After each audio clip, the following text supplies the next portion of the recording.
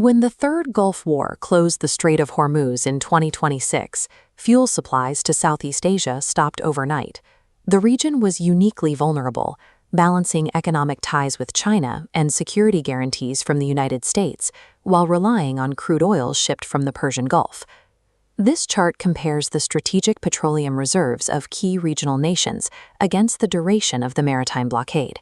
Most of these states hold between 30 and 100 days of supply. Governments rapidly instituted energy triage. The Philippines implemented mandatory 4-day workweeks, while rising diesel and logistics costs triggered secondary inflation across regional construction and food markets. The geoeconomic shock forced regional governments into a frantic search for alternative energy sources and immediate fiscal survival. To protect its artificial intelligence manufacturing sector, Singapore centralized its natural gas procurement through a state-owned entity called Gasco. It also accelerated the Sun Cable project, aiming to pipe solar energy directly from Australia. Securing these resources requires handling volatile superpower diplomacy.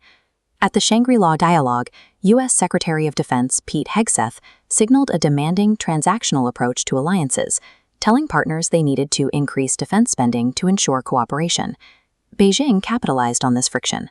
China leveraged the resource panic to export its renewable energy technology and expanded its international law enforcement network through a web of bilateral security agreements.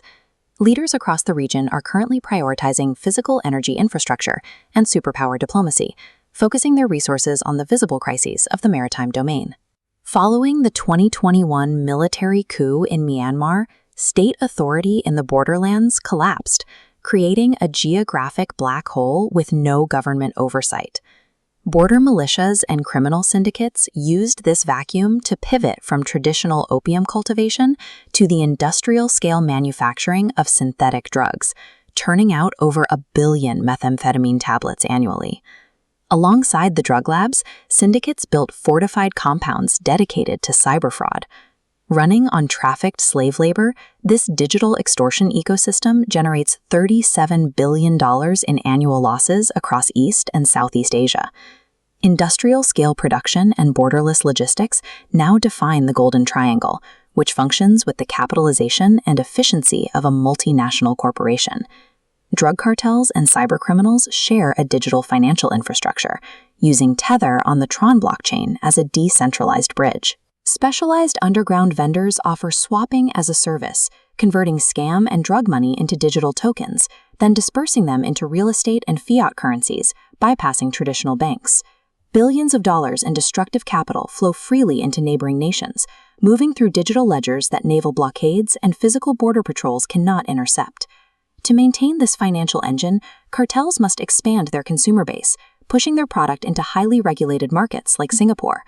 Syndicates are bypassing traditional drug enforcement profiles by weaponizing commercial e-vaporizers, filling them with unregulated medical anesthetics that mimic the effects of narcotics. They market these devices as Kpods, lacing vape juices with etomidate, an intravenous anesthetic. Because etomidate is a medical compound, it initially existed in a legal gray zone as a poison rather than a scheduled drug. The regional focus on energy and diplomacy has allowed syndicates to place highly addictive, lab-engineered sedatives directly into the hands of 12-year-old residents. Singapore responded with an institutional counterstrike. Lawmakers used emergency legislative agility to pull etomidate out of the Poisons Act and list it under the strict Misuse of Drugs Act. This shift granted narcotics officers immediate jurisdiction, enabling draconian penalties for trafficking to minors and mandatory clinical rehabilitation for those found with the drug in their system.